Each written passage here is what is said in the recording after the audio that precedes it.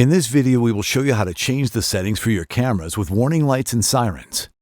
There are available settings on the NVR and the Swann Security app.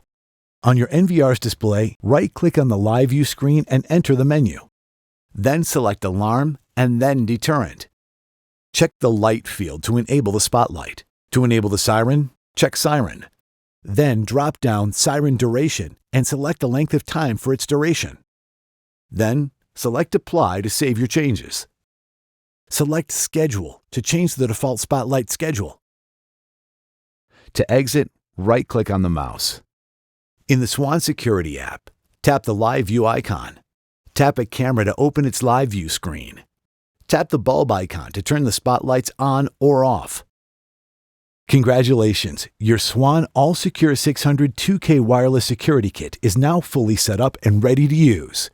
For more information on the various options available, log on to support.swann.com and search AllSecure Manual.